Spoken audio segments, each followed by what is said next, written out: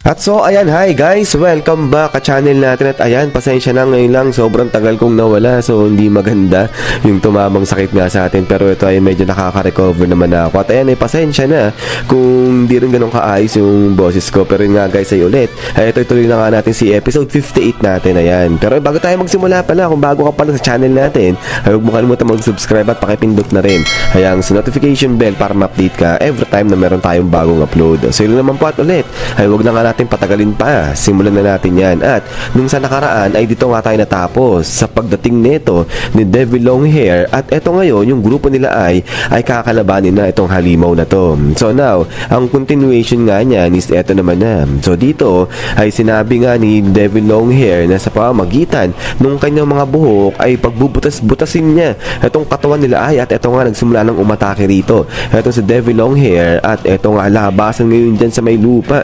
Etong mga buhok niya at ayun, tutusukin na. Etong sila ay, pero eto nga makikita natin sila ay nag-prepare na nga rito para i-intercept etong mga buhok dito ni Devil Longhair. At then ay pagkatapos nito, biglang pikit etong si Ai, at eto nga handa niya ng kunin dyan etong kanyang espada. At pagkatapos nito, spang-pang nga ala, sige, dito pinaghihiwa niya na o pinaghahati niya na yung mga buhok na umaatake sa kanila rito. At ang sabi ngayon ni Ai dyan sa kanyang mga kasamaan, kay Okama at saka nga kay Bushido, na huwag nilang subukang sabayan itong mga buhok na to sa pamamagitan ng kanilang mga paningin o kanilang mga mata, at bagkos ang kanilang gawin ay pakiramdaman yung bloodlust na tinataglay ng mga buhok na to, at sa pamamagitan ng kanilang reflex ay ayan yung gamitin nila para sabayan itong mga buhok. At din ay pagkatapos nga niyan, dito makikita natin sa kabilang banda ay biglang ipinikit na rin ni Bushido sa hanga ni Okama yung kanilang mata, at eto nga inaatake na rin nila dito o ini-intercept nila yung bawat buhok na umaatake sa kanila. At pagkatapos nga niyan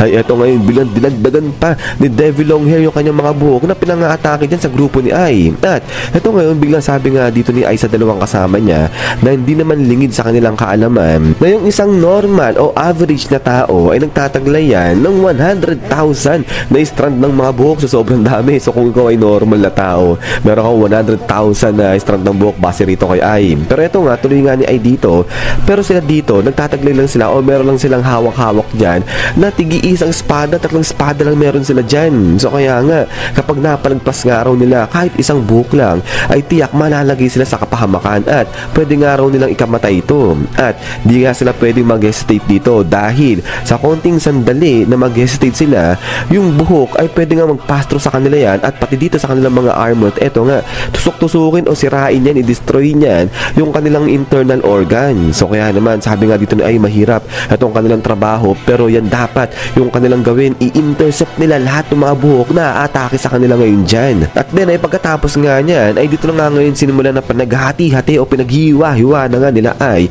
yung mga bawat buhok na umaatake sa kanila. So yan, hala, sige, putol-putol nila yung mga buhok dyan, pero dito makikita na talagang struggle at nahihirapan dyan yung tatlo, kasi nga sobrang dami ng mga strand na buhok na umaatake sa kanila. At then maya-maya pa ay eto nga, napuluputan na dyan etong sila Ai. So ito, hindi na makagalaw masyado dyan. Ito si Okama, pati na itong si Bushido.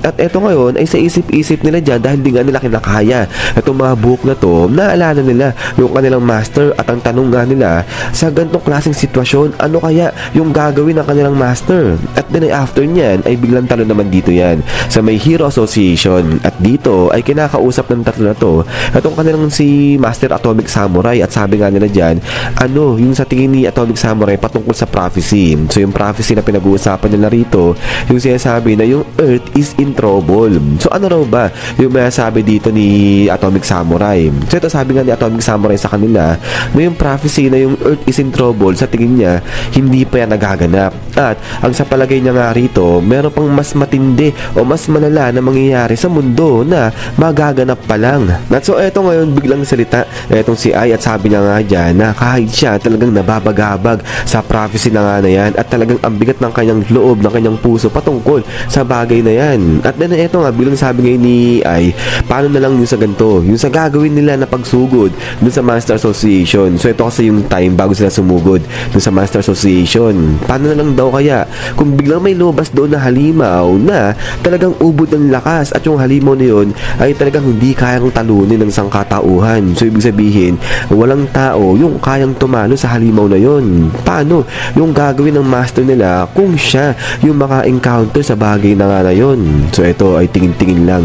Ito si Okama at saka nga si Bushido-Drill dyan sa kay master nila kay Atomic Samurai. Inaabangan nila kung ano yung isasagot niya. Pero eto nga, biglang higop lang ng tsaa-dyaan ito si Atomic Samurai. Sabay biglang sabi na kung siya ay makaka-encounter ng ganung ubod ng lakas na halimaw na di pa kayang talunin ng sangkatauhan, sa tingin niya, ang dapat niyang gawin ay isurpass o higitan yung limitasyon ng isang pagiging tao. At din pagkatapos nga niyan, ay eto nga habang inaalala ni Ai yung sagot ng kanyang master, eto nga tuloy pa rin siya sa paikipaglaban yan kay Devil Longhair. Pero eto nga nakikita natin may sugat-sugat na din sa mukha ni Ai, tinatamaan siya ng mga tulis nga ng mga buhok. At sabi niya nga rito, yung mga S-class heroes talaga nagtataglay sila ng di pang karaniwang lakas, talagang malakas sila. At katulad ni Pig God at pati na rin ni Tatsumaki, matagal na panahon na nasurpass nila o nahigitan nila yung lakas ng isang pagiging tao. At now, ay eto nga hala sige tuloy sa pag-atake dyan. Eto si Devil Longhair, eto nga kala mo naging demonyo na eto si Devil Longhair, pero eto nga pilit pa rin na ni-intercept ni Ai yung mga buhok na pinanga-atake sa kanya. At sabi niya nga rito na oo, wala man silang sinabi sa lakas na tinataglay ng mga S-class heroes, pero ganun pa man rin ay dapat kahit papano ay makagat nila yung ankle o yung paa ng mga halimaw na nga na to. So sa madaling sabi, dapat kahit papano makakontribute sila dyan sa ginawa nila na pag-atake o pag-grade sa Master Association. At then ito nga biglang sabi dito ni Bushido sa hanga ni Okama na tama, eksaktong-eksakto itong mga binitawang salita sa kanila ni Ai na dapat kahit papano nga man lang ay makapalag sila sa mga halimaw na kakaharapin nila dito sa Master Association, since nakasama nga sila o napili sila sa mag-grade sa association na nga na yan. At din pagkatapos nga nito ay eto nga ngayon bigla nagkaroon ng lakas ng loob etong tatlo para nga sugurin na etong si Devil Longhair. At eto nga si Devil Longhair ay atakihin niya na nga ulit dyan etong tatlo. At pagkatapos nga niya ay dito sa kabilang banda